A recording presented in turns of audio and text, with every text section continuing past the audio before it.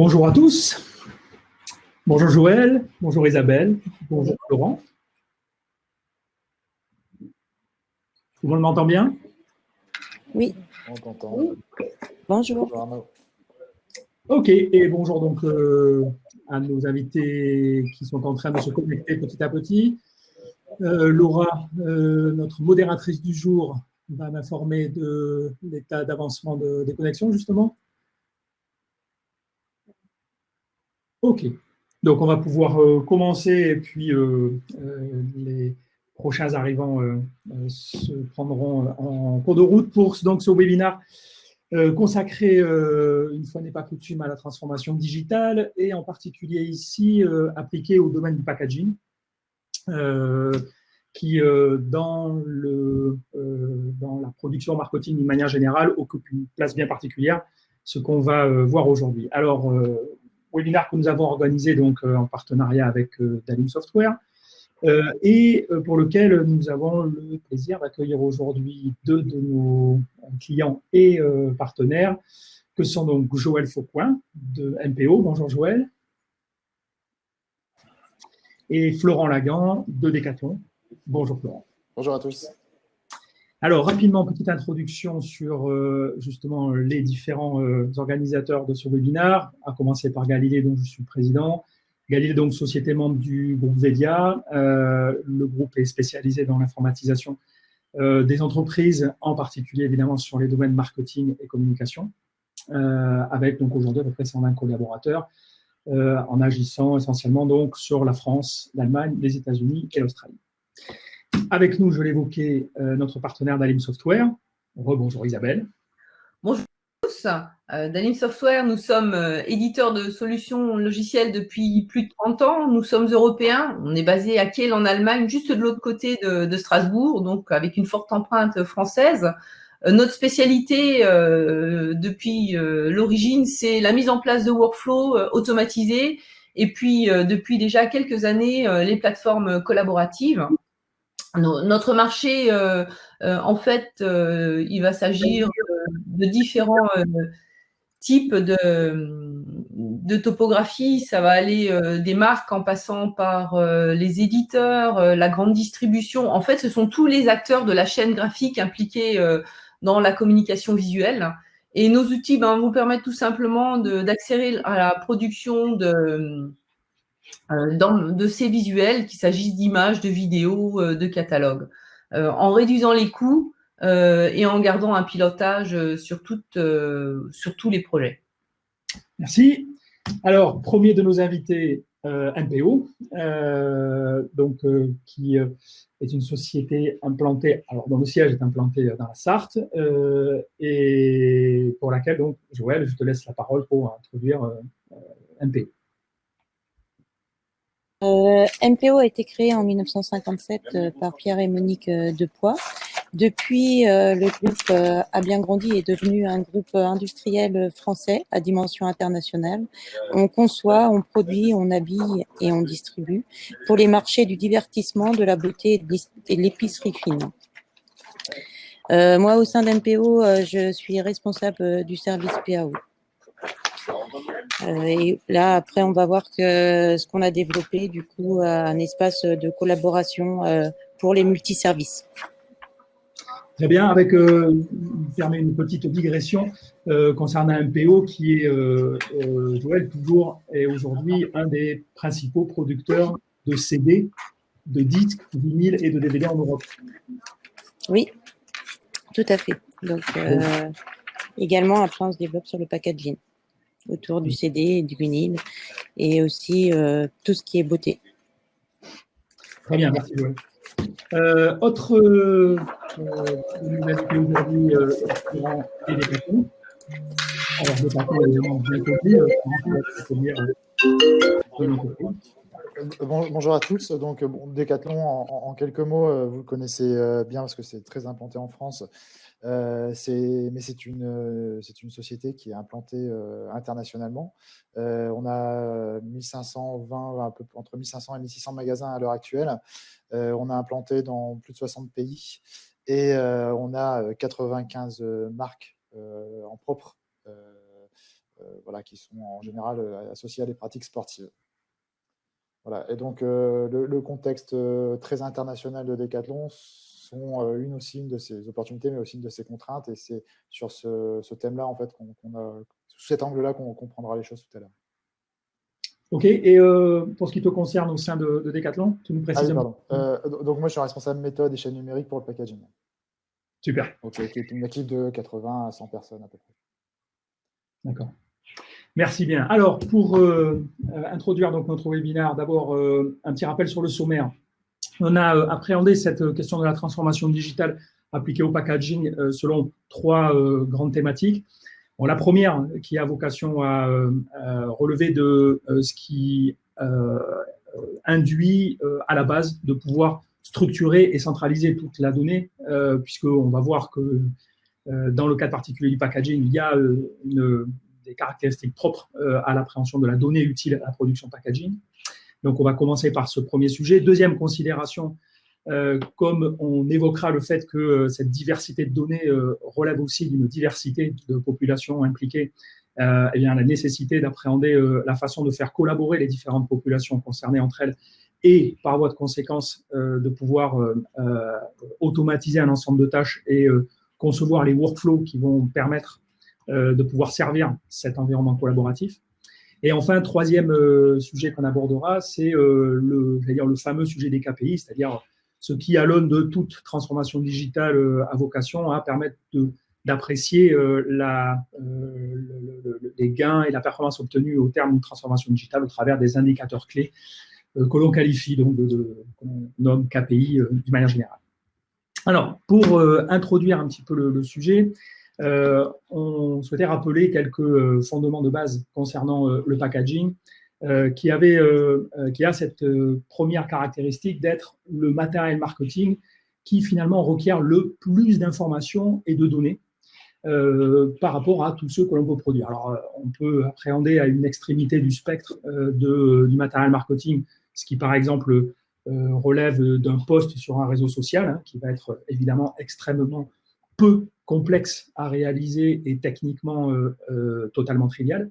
Et à l'autre bout du spectre, on a le packaging qui, alors lui, va appeler d'abord donc une diversité d'informations relevant de tout ce qu'on trouve sur la gauche, donc en termes d'informations techniques, stratégiques, marketing, etc.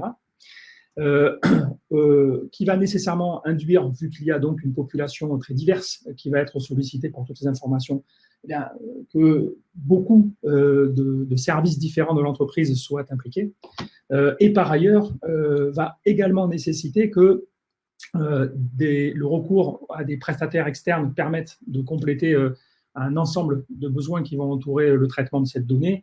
Alors, bien évidemment, au niveau de la créa pour démarrer, mais ensuite, ce qui va concerner la traduction, la prod des fichiers, tout ce qui a trait au traitement de l'image, qui est en fonction de la nature du type de packaging, de surface d'encre utilisée, vont induire un travail en termes de photogravure particulier.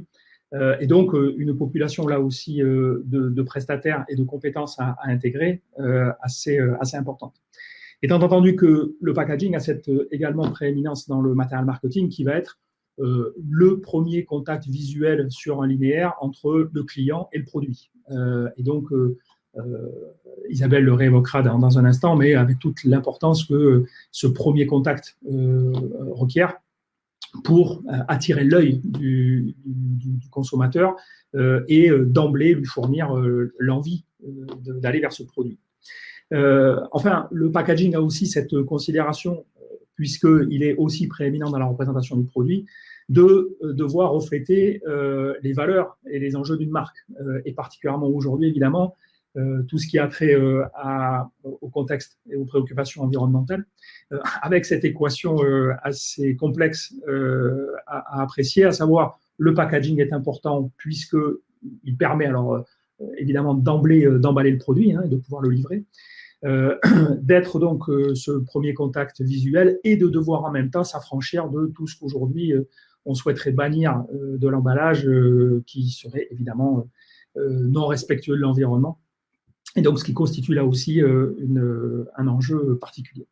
Alors, au niveau de ces enjeux, justement, on a donc apprécié ce que ça induisait en termes d'évolution permanente dans ce domaine. Donc, Isabelle, je te laisse aborder cette question justement sous l'angle des différents registres qu'on a pu identifier en termes de capacité au niveau du packaging à être en permanence challengé et à devoir évoluer de façon continue. Oui, tout à fait. En fait, hein, comme tu le signalais, bon, l'origine, l'emballage, c'est quand même le produit indispensable pour commercialiser et conditionner les produits. C'est sa fonction initiale, donc ça, faut pas l'oublier. Mais c'est vrai qu'avec le temps, c'est devenu un formidable outil de marketing et de communication intimement lié au succès du produit. Avec le temps, en fin de compte, les entreprises s'aperçoivent que les emballages sont confrontés à un environnement changeant, ce qui impacte directement le packaging. Dans quel sens? On peut le voir, hein, qu'il s'agisse d'étiquettes, de boîtes, de bouteilles. En tout cas, on l'a vu l'été dernier, avec notamment les grandes contraintes sanitaires liées à la crise Covid. Par ailleurs, on a vu fleurir avec le changement environnemental. Toute entreprise aujourd'hui cherche à réduire au maximum son empreinte. Et de plus en plus, je ne sais pas si vous avez récemment vu les différents produits, mais on trouve du whisky conditionné dans des bouteilles en carton. Les grandes marques de boissons modifient leur manière de conditionner les liquides en s'orientant plutôt vers du carton que du PVC à l'origine. Donc tout ceci, effectivement, c'est quelque chose qui impacte directement le packaging. On a aussi énormément de contraintes réglementaires sur l'emballage. De plus en plus, hein, il faut indiquer des informations, que ce soit des allergènes, que ce soit les recettes, que ce soit aussi les petites codifications ABCDE au niveau de la, j'irais de la valeur nutritionnelle du produit, si c'est un bon produit ou pas. Donc, ce sont des choses qui changent régulièrement.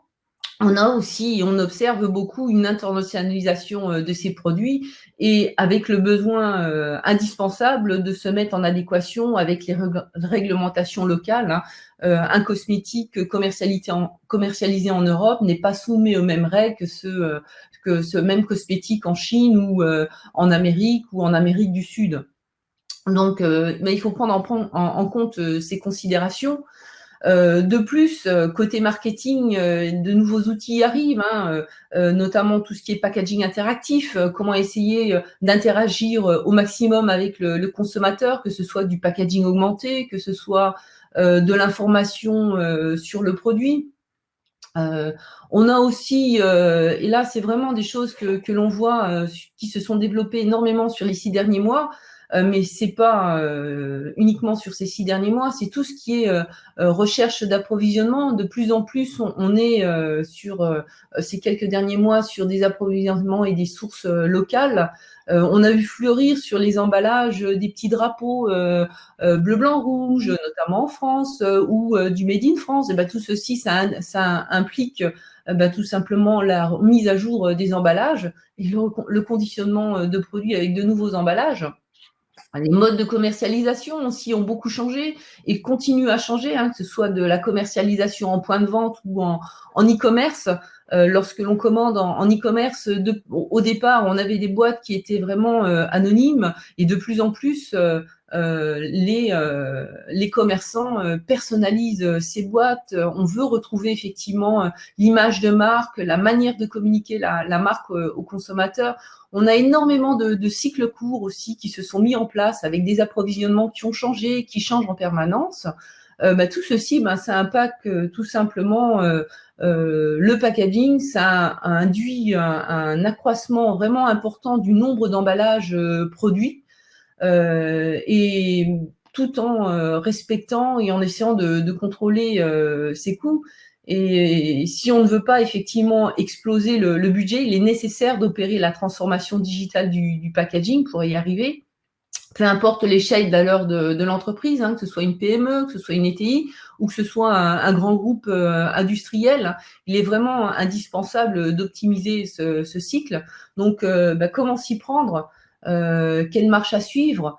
Ici, on voit effectivement que de nouvelles choses sont arrivées et arrivent sur le marché. Comment être pertinent vis-à-vis du consommateur.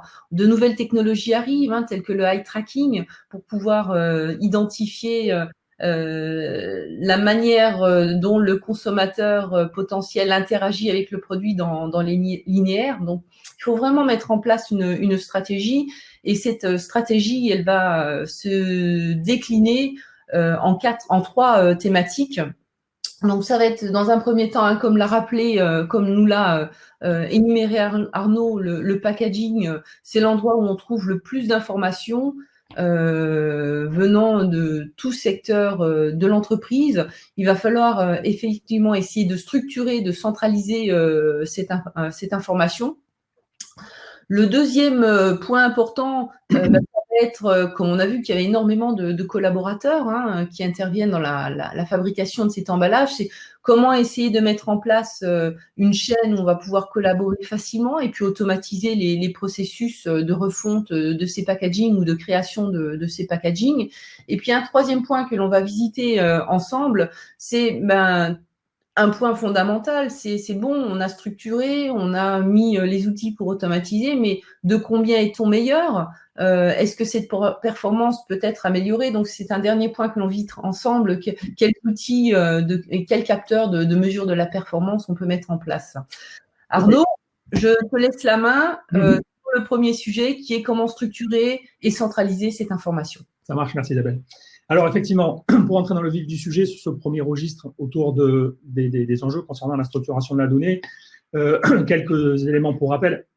Donc le processus de création d'un packaging, on pourrait le qualifier comme assez standard par rapport à n'importe quel matériel marketing, à savoir en lien avec la stratégie, il va requérir des briefs pour, à l'échelle des créatifs, pouvoir commencer à travailler, puis derrière induire évidemment les cycles de validation, de fabrication, etc. Bon, la particularité, c'est lorsqu'on va s'intéresser à la diversité de la donnée requise pour nourrir justement ce pack, parce que alors même que on va avoir une surface d'impression qui va être finalement potentiellement assez réduite, comme on l'a évoqué en préambule, cette même surface va devoir agréger une diversité d'informations en provenance donc de différents services de l'entreprise, puisque chacun va finalement contribuer à une part de l'information qui doit figurer sur ce pack, en sachant que cette information est absolument stratégique dans la mesure où, qu'elle soit bonne ou moins bonne, c'est-à-dire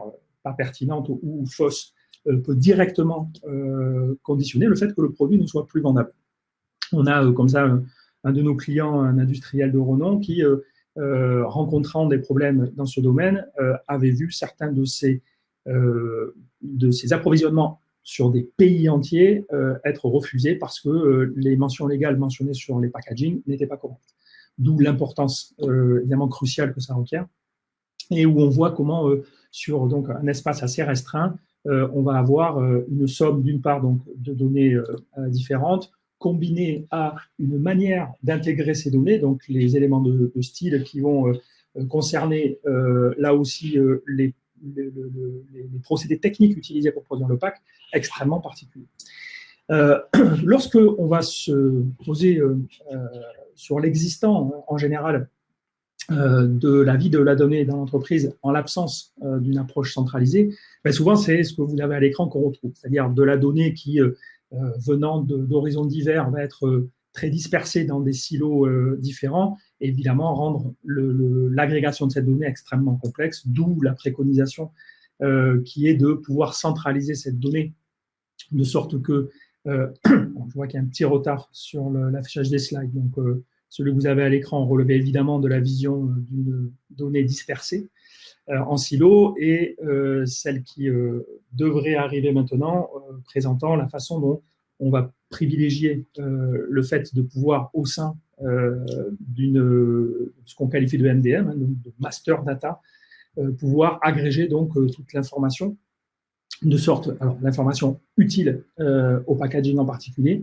qui va avoir cette caractéristique d'être donc, comme on l'a déjà évoqué, assez riche, au-delà des données graphiques, ce qu'on habituellement on qualifie dans l'acception DAM, Digital Asset Management, combinée évidemment à l'information produit, celle qu'on définit comme étant habituellement le PIM, pour Product Information Management, gestion d'information produit, et les autres types de contenus, ce qu'on loge dans l'acception CMS, mais qui, dans le cadre du PAC, vont être complétés, on l'a déjà évoqué à différentes reprises, par évidemment toute la partie juridique, dès lors qu'elle intervient dans la commercialisation du produit, toute la composante traduction, on y reviendra largement tout à l'heure avec Florent, et les considérations techniques, là pour le coup, Joël nous éclairera aussi, et c'est cet ensemble d'informations qu'il y a nécessité de pouvoir agréger, de sorte que ça permette de pouvoir ensuite servir au mieux, d'une part, l'écosystème des collaborateurs internes et externes qui vont participer à l'élaboration et à l'enrichissement de cette information,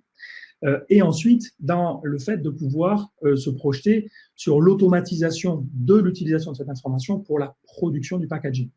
Donc, c'est les enjeux que l'on va poursuivre dans la vision de la façon de pouvoir agréger cette information et la structurer de telle sorte qu'on puisse servir les métiers qui ont vocation à contribuer à l'élaboration de cette information et enfin à la délivrer pour qu'elle puisse servir de la façon la plus automatisée qui soit à la production du pain.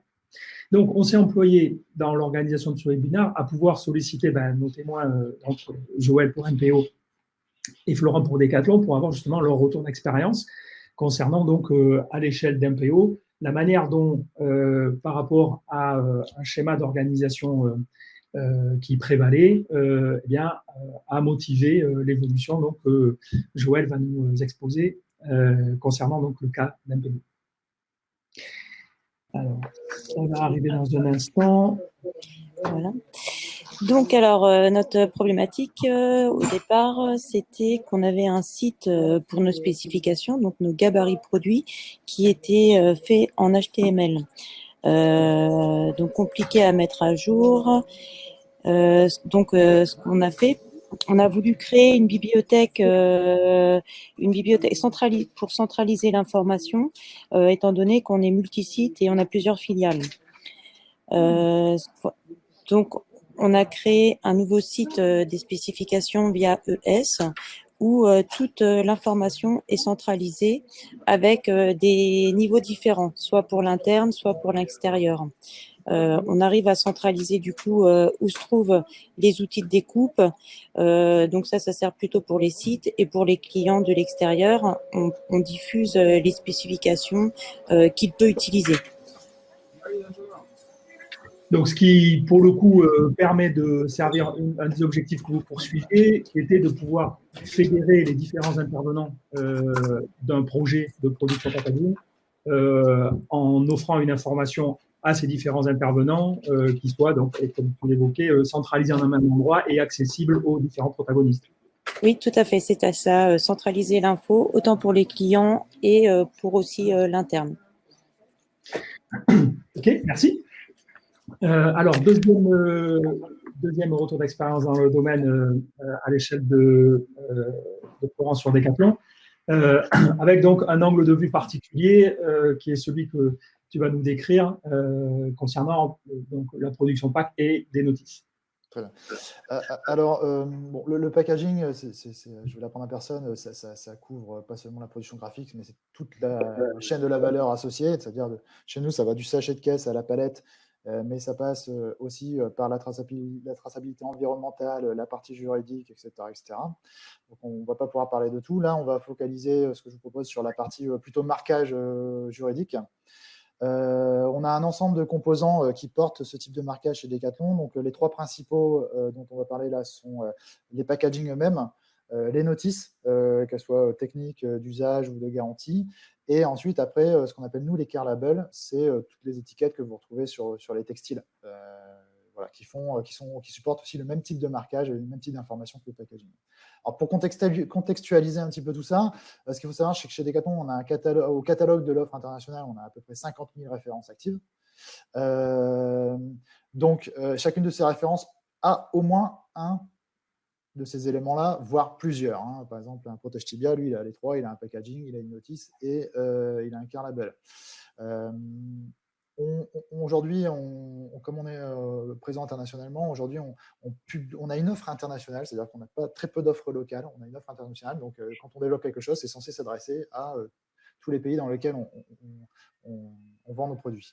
Et donc, nos notices, nos packs, etc., doivent supporter en moyenne une quarantaine de langues pour être commercialisés entre 60 et 70 pays. Et cela nous amène en fait à gérer un parc de règles qui nous impose, qui contraignent ce marquage-là, de l'ordre de 2000 règles. Et ceci, on l'exécute pour 95 clients internes, qui sont les marques que vous voyez quand vous allez en magasin. Et au sein de ces marques-là, on retrouve 2500 natures de produits. Donc, la particularité des Decathlon, c'est qu'on vend de la barre de céréales autant qu'on fait du gilet de sauvetage et qu'on vend des munitions pour les carabines. Donc, voilà. Et on fait du jouet aussi. Donc, c'est un spectre assez large. Donc, on a deux problématiques à laquelle on va tenter de répondre. Là, la première, c'est que 2000 règles juridiques, enfin, il y a encore quelques années, un de nos deuxième métier du packaging, c'était être juriste. Donc, on était autant juriste qu'ingénieur packaging. Et encore, on n'avait que 300 règles en tête. Là, aujourd'hui, on a 2000. C'est juste cérébralement plus possible. On a trop de contraintes. Les calculs sont trop complexes. Donc, on est obligé d'informatiser cela pour produire du contenu. Et la deuxième, c'est que ces 2000 règles-là, vous imaginez bien que les 70 pays ne se mettent pas d'accord, eux, pour mettre à jour leurs règles, tous en cœur le 1er janvier. Donc, ça se met les règles, les contraintes de marquage pour tous ces pays-là interviennent, alors peut-être pas quotidiennement, mais très régulièrement. Ce qui fait que quand on produit un marquage avec les règles du jour, à fin 2019, on estime que quand on produit un pack ou une notice, le contenu, au bout d'un mois et demi, est obsolète pour au moins un ou plusieurs pays. Et donc, on a une grosse contrainte de remise à jour. Donc, notre objectif, là, actuellement, il n'est pas de forcément tout de suite de remettre tous les mois et demi à jour le contenu, il est au moins de le faire une fois tous les 6 mois. Et ce qui nous amène à gérer 120 000 projets par an. Ça, c'est la cible qu'on se donne. Et pour ça, on a une équipe de 40 ingénieurs et de 20 designers. Et si on rapporte les 120 000 projets par an sur les 20 designers, à condition qu'ils ne fassent que ça, c'est-à-dire qu'ils n'aillent même pas manger le midi, ils seraient obligés de mener un projet complet toutes les 15 minutes, d'achever un projet complet toutes les 15 minutes. C'est-à-dire qu'en gros, y compris la création de graphiques, mais aussi toute la partie gestion de projet, référencement dans le PLM, etc. Donc, vous les nourrissez. Ouais, on les nourrit, juste ce qu'il faut. Donc, nous, notre objectif, c'est d'être capable de produire ce contenu-là et surtout de maîtriser et d'anticiper les mises à jour. Traditionnellement, ce qu'on faisait avant, c'est qu'on était un petit peu des artisans. Voilà, c'était un collectif d'artisans. On faisait toutes nos briefs à la mano. On allait voir chacun des interlocuteurs et on récupérait sur un Google, sur un Word, les contraintes juridiques. On allait voir le chef de produit pour savoir ce qu'il voulait. On allait voir l'ingénieur produit pour savoir quelles étaient les caractéristiques techniques. Donc, c'était vraiment très, très, très artisanal. Et là, ce qu'on a mis en place, du coup, si vous pouvez passer à la... Donc, ce qu'on a mis en place, c'est aujourd'hui un système qui nous permet de nous affranchir d'aller voir tous ces gens-là, de réaliser même un brief. On n'a même plus besoin de brief, dans la mesure où on a créé une intelligence qui permet de collecter l'ensemble des informations. On déclare simplement le produit pour lequel on veut réaliser un packaging, une notice, et elle vient collecter toutes les informations sur ce produit-là. Elle recoupe ces informations-là techniques aux informations plutôt achats, savoir où est-ce que c'est produit, aux informations de supply, où est-ce que ça va être livré, et elle passe au crible toutes les 2000 règles juridiques, et elle en déduit un marquage qu'elle nous propose. Pour faire ça, donc ça c'est hyper séduisant parce que ça veut dire que le contenu technique est extrêmement complexe, il est généré automatiquement. Mais pour faire ça, en amont, on a dû retravailler l'ensemble des données qui permettent de produire ce contenu-là. Et donc, on a tout mis sous forme de référentiel apaisé. On a mis en place des mémoires de traduction également. Et une fois que ça a été fait, on a pu mettre en place un process, une équipe spécialisée, puisqu'avant on externalisait, maintenant on internalise tout, et on a pu booster cette équipe-là, cette productivité par un robot. C'est-à-dire que le process était tellement lisse et la donnée d'entrée était tellement maîtrisée qu'en fait on a pu automatiser, robotiser une grosse partie des tâches. Super, merci. Donc, une bonne combinaison, mais tu y reviendras un petit peu après, entre la considération des processus métiers, leur informatisation dès lors qu'on a pu clarifier quels étaient ces process, et le recours à des technologies avancées pour pouvoir notamment appréhender à la fois la quantité de ce qu'il y a à gérer et la diversité des sites de production, mais auquel on reviendra tout à l'heure. Alors, pour conclure sur ce premier sujet, conclure entre guillemets, Isabelle souhaitait revenir sur ce qui relevait justement d'un autre des registres propres au PAC, à savoir la personnalisation qui est dans le domaine un autre registre dans lequel évidemment la gestion de la donnée va être particulière. Oui, on vient de le voir avec Joël et Florent, l'importance de la structuration de la donnée et la centralisation des données pour avoir une source unique, fiable de l'information qu'on va pouvoir exploiter.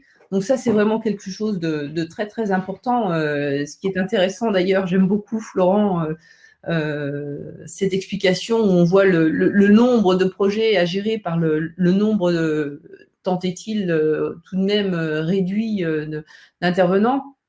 Et donc, on peut imaginer qu'avec la personnalisation des emballages, on va décupler cette information. Hein. Ça peut être aussi bien par pays que par utilisateur, par consommateur. On a vraiment aujourd'hui toute une foison de différents types de personnalisation qui peuvent s'opérer et vraiment descendre jusqu'à l'individu. Et sans avoir structuré cette information, bah, c'est très, très difficile de produire. Vous arrivez à imaginer la quantité phénoménale de fichiers à produire. Donc, on en revient à si on veut continuer à avoir des équipes qui soient opérationnelles et performantes, à se poser la question sur comment faire en sorte pour accélérer et puis faire en sorte que cette information et la création de ces emballages soient automatisées. C'est un point fondamental.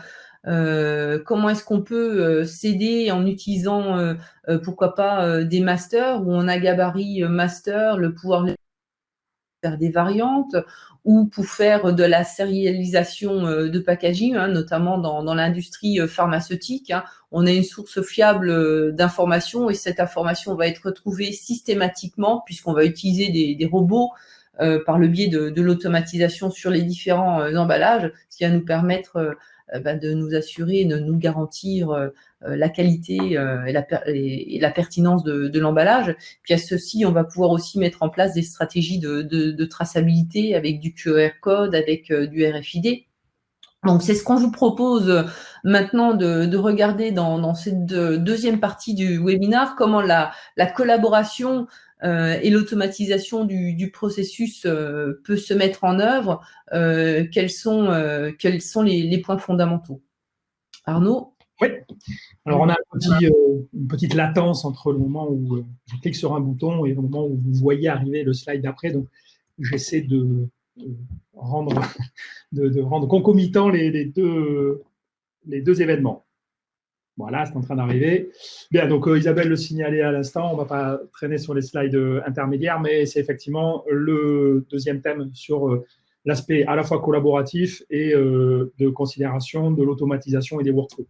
Alors là aussi, on revient sur un peu cette représentation qui sera notre fil rouge de la vision des différents enjeux du packaging, qui là aussi va arriver dans un instant. Pour donc se projeter sur ce que vous allez voir à l'écran et qui est une représentation réelle d'un type de workflow que nous avons, qui est en œuvre chez un de nos clients et qui permet, même en le voyant comme ça rapidement, de bien conceptualiser la diversité des étapes, des tâches et des intervenants dans un workflow. Ici, il n'est question que d'un workflow de création simple d'un certain type de packaging chez le client en question. Mais pour faire toucher du doigt ce qu'est la réalité de ce type de workflow et en même temps ce qu'est le potentiel des solutions qui, permettant de gérer les workflows, vont offrir la faculté de pouvoir digitaliser des processus métiers, y compris des processus métiers complexes. Et alors donc, on les a appréhendés dans ce qu'on estimait être, de ce point de vue-là, pour disposer d'une bonne plateforme collaborative, ce que donc on avait vocation à considérer comme élément essentiel. Alors, le premier, tel qu'on vient de l'illustrer, c'est la faculté de pouvoir automatiser les processus métiers. Florent et Joël évoquaient ce qui, dans le cadre du traitement de la donnée, relevait du fait de pouvoir automatiser un certain nombre de tâches. Dès lors qu'on a pu édicter quelles étaient ces tâches, l'important est de disposer de solutions qui vont permettre de pouvoir automatiser ces tâches dans le cadre de flux de production qui vont servir à pouvoir faire en sorte que dès qu'on identifie une tâche répétitive, on puisse l'automatiser.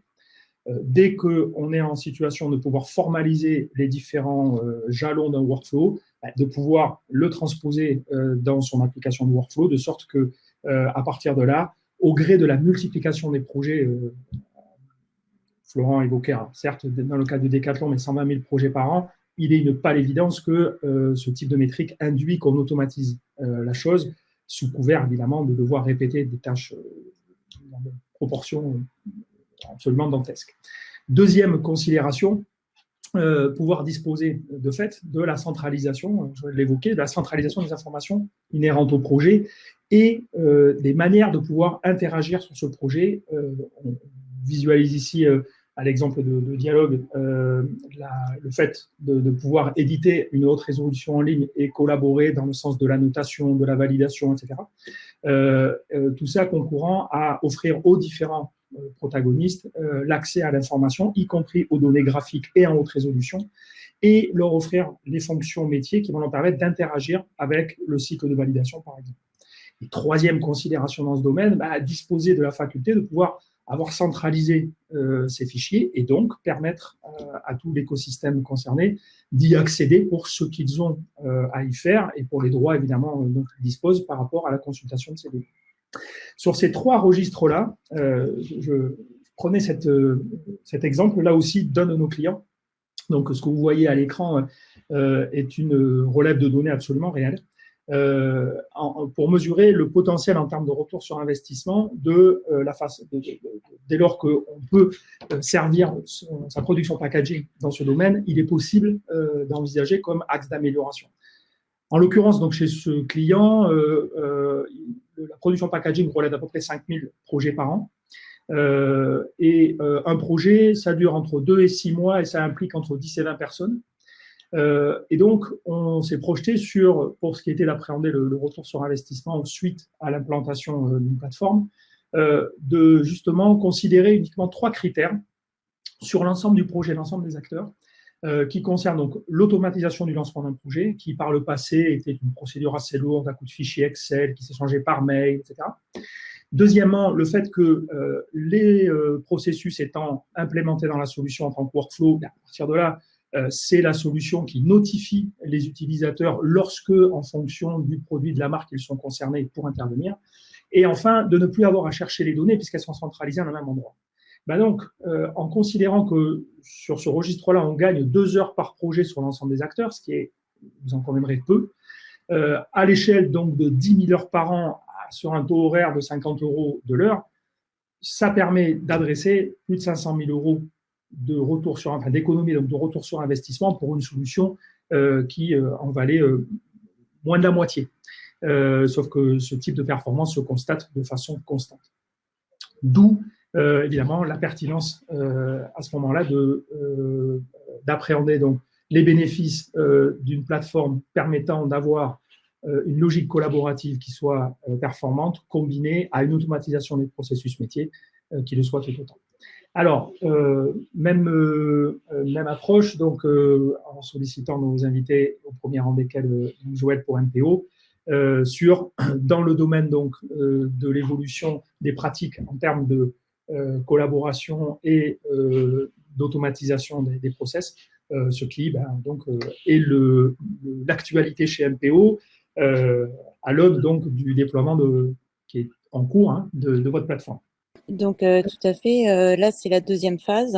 Ce qu'on est en train de faire, c'est que la plateforme où est hébergé le site des spécifications, c'est de faire une plateforme unique, collaborative, où le client aura également accès à ses projets. Il pourra déposer ses fichiers et venir les valider en ligne. Lorsqu'un projet est lancé, la plateforme permettra de notifier le client qui pourra venir annoter ses fichiers et les valider. Donc, ce qu'on met en place, c'est une validation en ligne avec plusieurs étapes de validation, avec des chefs de projet, les clients et aussi l'interne si on a besoin d'une autre personne. Aujourd'hui, la problématique qu'on a, c'est qu'on fait des bons à tirer, mais tout se passe par mail. Donc, il y a beaucoup d'échanges de mails et qui sont lourds pour tout le monde. Donc, le fait de faire une plateforme collaborative et de centraliser là aussi la donnée va nous permettre de réduire aussi tous ces échanges de mails et aussi les problèmes techniques qu'on peut rencontrer, c'est-à-dire on voit pas tous les mêmes fichiers sous les mêmes logiciels. Donc, des fois, c'est Acrobat Pro, Acrobat Reader. Donc, du coup, l'aperçu n'est pas la même. Alors que là, sous dialogue, le client comme nous en interne, on verra la même chose. Oui, effectivement, registre absolument fondamental dès lors qu'on va demander aux différents protagonistes d'un projet de se prononcer sur un même document, encore faut-il effectivement qu'ils le voient de la même manière. C'est tout à fait clair. Merci, merci Joël. Deuxième retour d'expérience à l'échelle de pour Decathlon.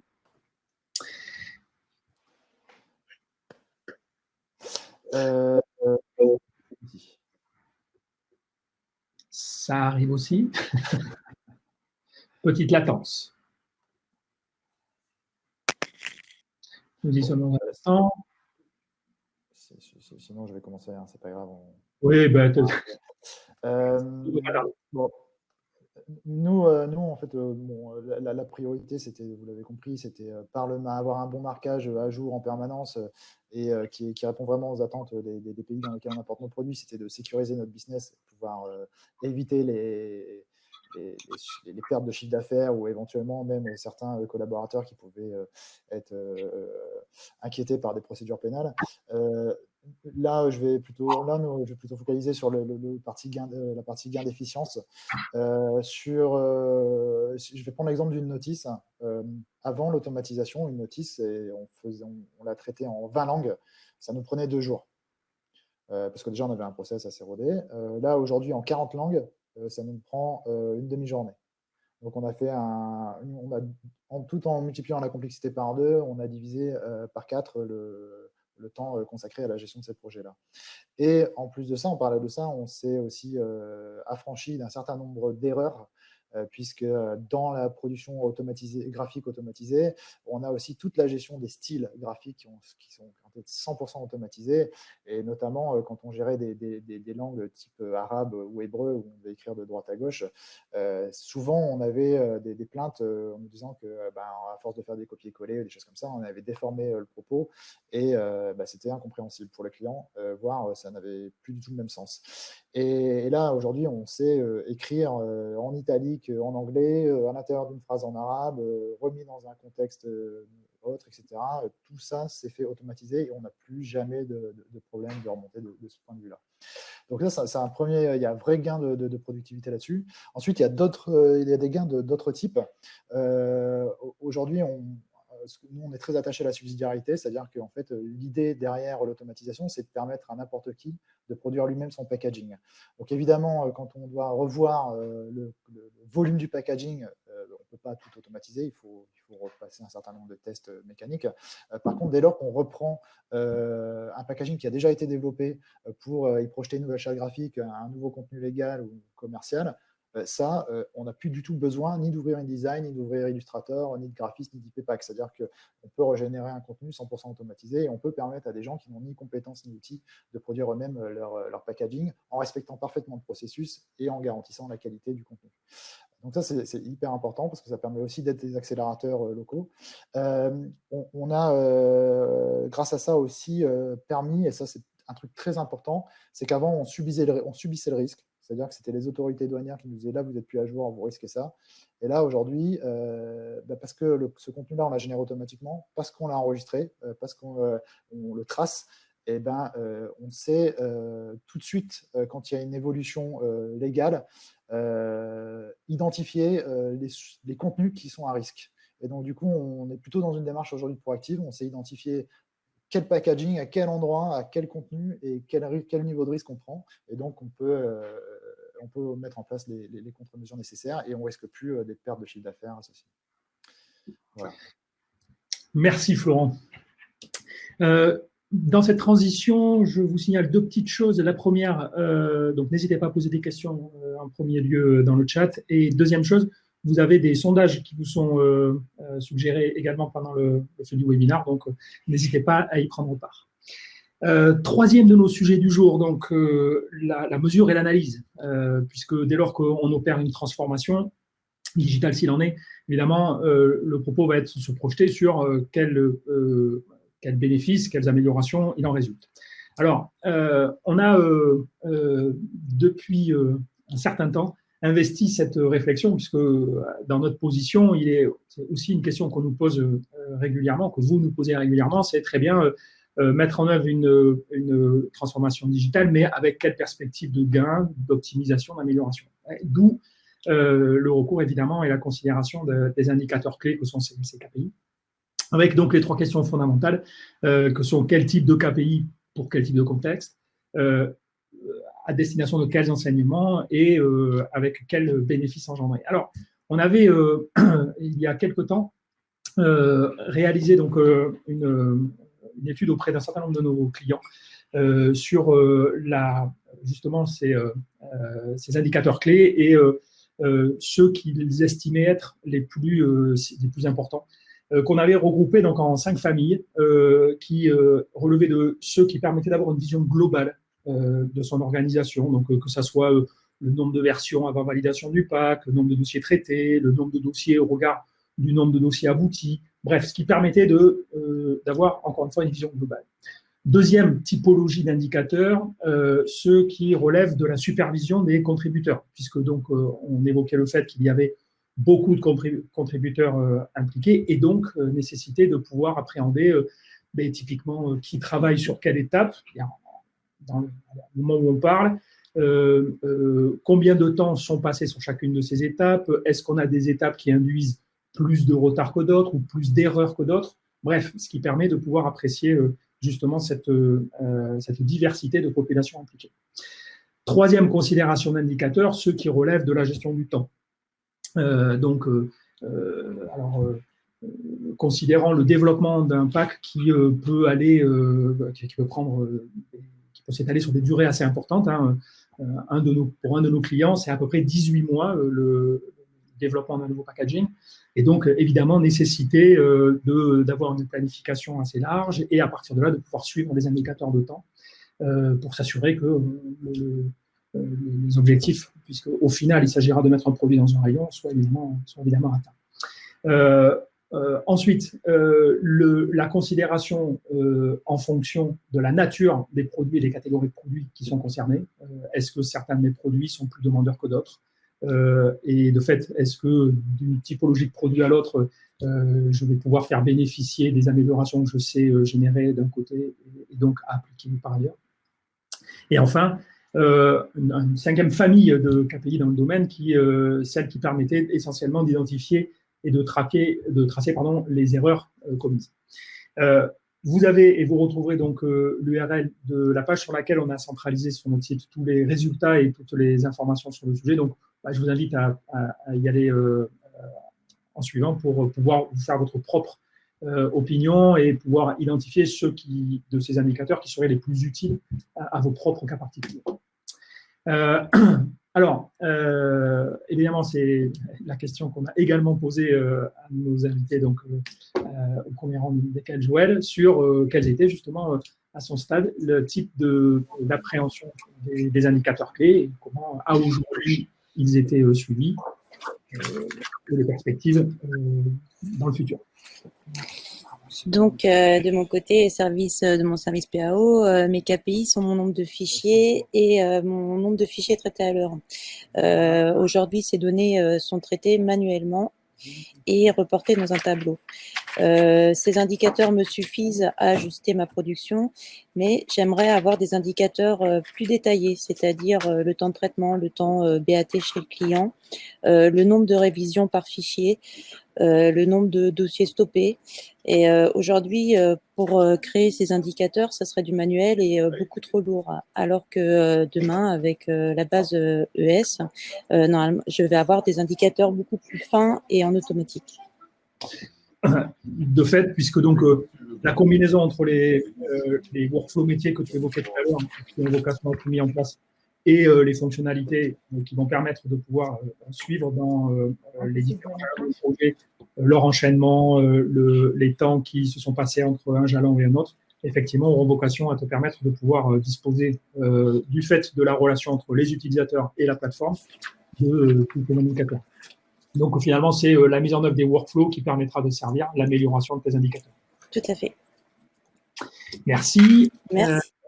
Alors, Florent, même question où on revient un peu dans ton cas sur ce que tu évoquais en termes de mise en œuvre de logique d'automatisation combinée à l'identification des améliorations et, en l'occurrence, presque un ROI tel que tu le décrivais tout à l'heure. Aurait-on perdu Florent? J'ai oublié de réactiver le micro. Ça marche comme ça. Donc, nous, effectivement, là, on a mis en place un premier processus automatisé. Et l'objectif, c'est au-dessus de ce processus-là, et venir caler une couche, entre guillemets, de supervision et d'indicateurs qui permettra de calculer l'efficience globale du processus. Et donc, voilà, donc la performance des processus, dont leur efficacité, ça sera des indicateurs assez clés. Mais plus que de gagner en efficience, ce qui nous est important, nous, c'est deux choses. C'est diminuer le risque légal. Voilà, donc on va mettre en place là-dessus des indicateurs de qualité du contenu qu'on a produit et on va savoir s'ils sont encore, ce que vous disiez tout à l'heure, s'ils sont encore à jour ou plus à jour. Donc, on est vraiment dans une démarche de maîtrise du risque et de qualité de la donnée aussi produit qu'on va livrer aux clients, notamment par exemple tout ce qui est matériaux, composition, etc., dont on est censé l'informer. Voilà. Donc, okay. Merci Florent. Alors, on arrive au terme de notre webinaire. Et évidemment, on vous avait sollicité et l'un et l'autre pour nous prodiguer les conseils sur une approche assez globale de notre question du jour sur la transformation digitale appliquée au PAC. Ce qui étaient vos conseils à destination donc d'autres professionnels qui se poseraient les mêmes questions. Alors, Joël, à l'écran, donc ce qui relève de ce qui était justement tes conseils dans le donc, je te laisse commenter toi-même, même si ça me permet de bien les noter. Ok, donc oui, comme écrit, donc bien connaître ses processus métiers, bien connaître son équipe, l'impliquer et partager avec l'équipe entière. Pareil, réaliser un travail d'équipe en interne, mais aussi s'entourer d'un partenariat. Ici, moi, c'est Galilée et je les remercie de me suivre comme ils font.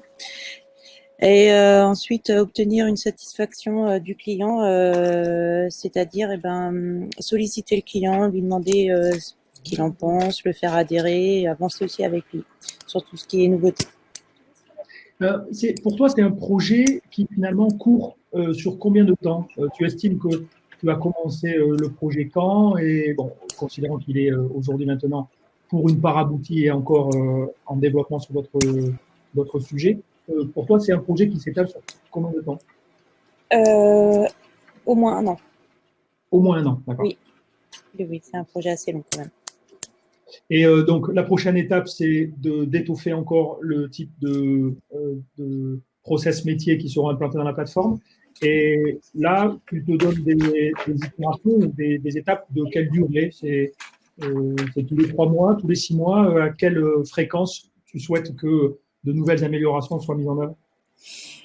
La première étape, on vient de la finaliser, donc on l'a mis en ligne en juillet. Donc maintenant, ça va être la deuxième étape sur le flux PAO. Je pense que d'ici fin d'année, ça va être bien avancé et on va pouvoir commencer à collaborer au niveau des clients également.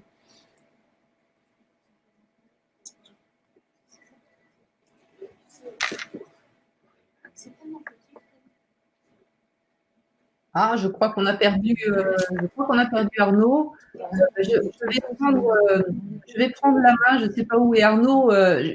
Florent, je vais te poser les mêmes questions que Arnaud avait demandé à C'est bon, de retour. Joël. Quel conseil, en fin de compte, pourrais-tu prodiguer à nos participants lorsqu'ils veulent s'attaquer à ce projet de transformation digitale du packaging? Quels sont tes enseignements et qu'est-ce que tu leur recommandes? Florent? Ah, je crois qu'on a un petit C'est son. bon, c'est Ah, le décalage. voilà. Deuxième fois. Oui, donc, pour moi, il y a plusieurs enseignements. La première chose, c'est prenez les bons outils tout de suite pour faire les choses. On ne fait pas du packaging avec Illustrator. On fait des cartes de visite avec Illustrator, mais on ne fait pas du packaging avec Illustrator.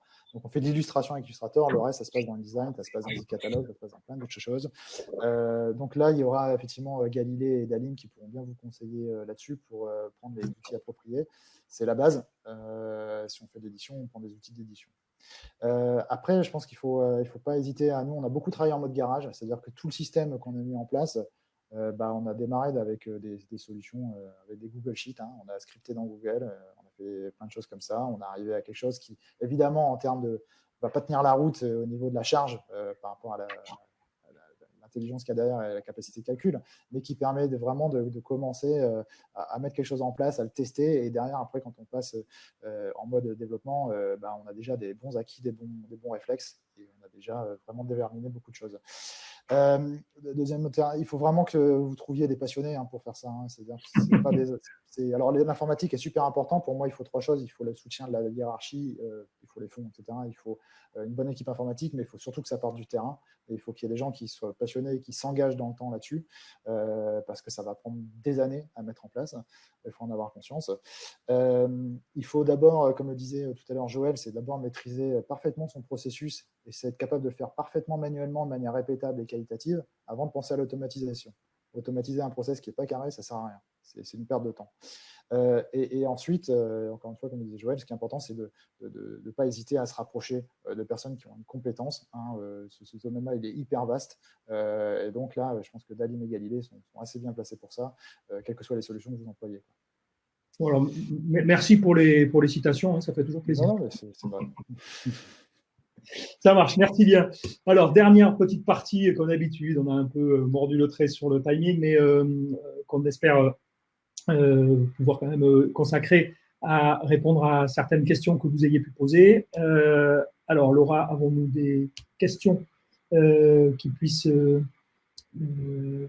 Alors, tiens, j'en vois une à destination de Florent qui dit est-ce que vous utilisez un PLM? Donc, le PLM étant l'acronyme de Product Lifecycle Management, qui est donc une typologie de solution utilisée notamment dans l'industrie pour gérer donc le cycle de vie du produit. Donc, est-ce que vous utilisez un PLM? Alors, on utilise un PLM et d'ailleurs, à l'occasion de l'automatisation, enfin de toute la mise en place de cet écosystème et de ces outils pour le packaging, on a dû aussi restructurer, enfin taper dans le PLM et le restructurer pour pouvoir mieux structurer la donnée dont on servait, notamment la donnée technique, parce qu'elle n'était pas proprement faite, quoi. Donc, elle n'était pas à destination du packaging. Nous, on a besoin de choses très propres. On est parmi les entités les plus exigeantes en termes de qualité de données de l'entreprise. Voilà, je ne sais pas si ça répond à la question. Petite parenthèse aussi, du coup, nous, ce qu'on a fait, c'est qu'on n'a pas hésité à mettre en place un data manager pour tout ça. Toute la donnée, pour qualifier la donnée, pour la structurer, la mettre à disponibilité. On a investi dans un data manager et ça rend vraiment service. Merci. Il y avait une autre question qui était pouvez-vous nous donner un exemple concret d'automatisation de processus métier ou un exemple concret d'un processus métier ayant été automatisé? Alors, je crois que tu en avais un bon, Florent, côté production des notices et gestion des textes légaux.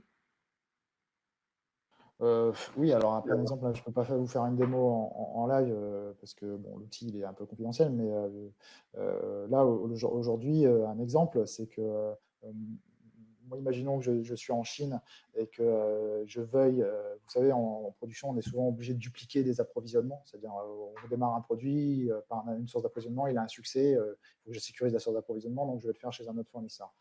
Et donc, quand on fait un produit chez un autre fournisseur, on doit aussi changer le contenu du packaging parce qu'il n'est plus produit au même endroit, il est peut-être plus livré au même endroit et il n'a pas forcément les mêmes caractéristiques techniques, ce n'est pas tout à fait la même composition.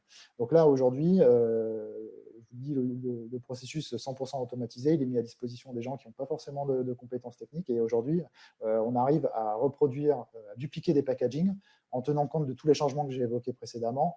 La gestion de ces projets-là, c'est de l'ordre de 2 minutes. C'est-à-dire que je définis le produit qui me sert, le packaging qui me sert de référence, je déclenche un processus de duplication, il me pose quelques questions stratégiques, voilà, qu'est-ce que tu changes? Voilà, donc je change de fournisseur, je change de composition, etc. Il me reproduit le truc, c'est référencé dans SAP, c'est archivé dans le PLM et c'est communiqué au fournisseur. Ça marche. Alors, je vais poser la même question à Joël en revenant sur donc un autre processus bien connu. C'est celui de la validation en ligne que par ailleurs Joël évoquait tout à l'heure. Et donc, pour revenir sur le avant-après que tu décrivais un peu, donc est-ce que tu peux nous en dire un tout petit peu plus là, sur justement cette vision de la manière de pouvoir automatiser le process de validation en ligne?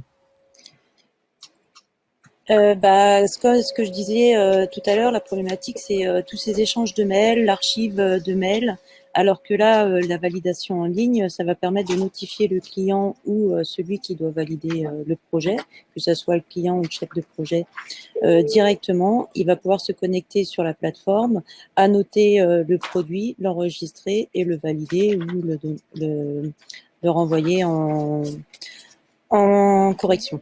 Ouais. Avec ce que tu évoquais, le bénéfice de pouvoir disposer pour tout le monde de l'accès au même document et de la vision du même document, tu précisais les écarts entre les logiciels utilisés qui pouvaient à un moment donné amener à ce que deux personnes voient deux choses différentes finalement, alors que dans cette logique-là, ils voient bien la même. Oui, voilà, parce que sous Acrobat, on a des problématiques de surimpression ou alors, selon les paramètres dans Acrobat, la visu, la prévisualisation du produit n'est pas la même. Donc, au moins, là, il n'y aura plus ces soucis-là. Oui, ça permet de pointer du doigt là ce que tu évoques, le fait qu'une des particularités dans le pack aussi, c'est qu'on ait des fichiers complexes. Hein, oui. Il est rare que dans le pack, on se contente d'un CMJN traditionnel, d'un leaflet ou d'une brochure.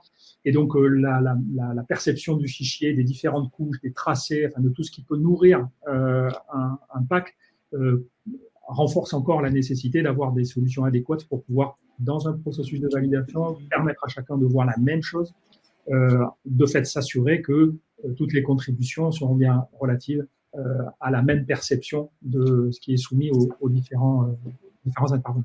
Complètement. Nous, il faut savoir qu'on traite à peu près 130 fichiers par jour et que ça soit décliné sur du pack ou alors le CD ou le vinyle. Et dans ces cas-là, il nous faut vraiment un flux qui arrive à standardiser et uniformiser nos fichiers pour que ça soit correct derrière. Super, merci bien.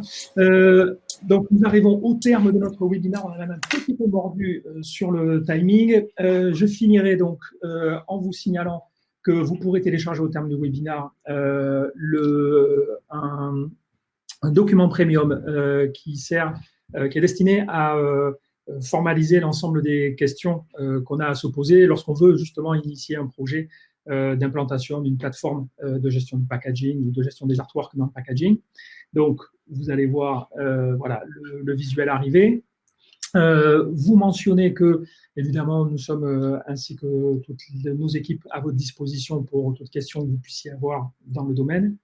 Il me reste à remercier chaudement donc Joël de MPO et Florent pour Decathlon, de même que Isabelle, évidemment, côté Dalim. Ici, donc, Laura qui a géré de main de maître toute la modération et l'organisation du webinaire, et puis évidemment les équipes de Galilée et de Dalim, et vous qui avez assisté à ce webinaire, et à qui nous espérons qu'il a permis d'accéder à des informations intéressantes. Et on vous donne rendez-vous prochainement pour un prochain webinaire qui sera consacré à... On va rester dans un environnement qu'on a un peu évoqué, sur lequel on se focalisera et qui sera consacré donc au concept de Master Data Management dans le cadre toujours de la transformation digitale. Voilà, merci à tous, bonne fin de journée et à très bientôt. Arnaud, je me permets, merci Arnaud, je me permets juste de poser une question. J'ai vu dans le chat qu'il y avait plusieurs personnes qui souhaitaient soit poser des questions à Joël ou moi en dehors de ce webinaire-là. Je ne sais pas s'il y a un cadre particulier dans lequel on peut faire ça. Eh bien, on va le communiquer à nos différents participants, personnes qui ont posé la question, en précisant avec vous la façon dont vous souhaitez que on puisse vous, justement, vous solliciter, vous poser des questions. D'accord ? Merci. Merci à vous. Bonne journée.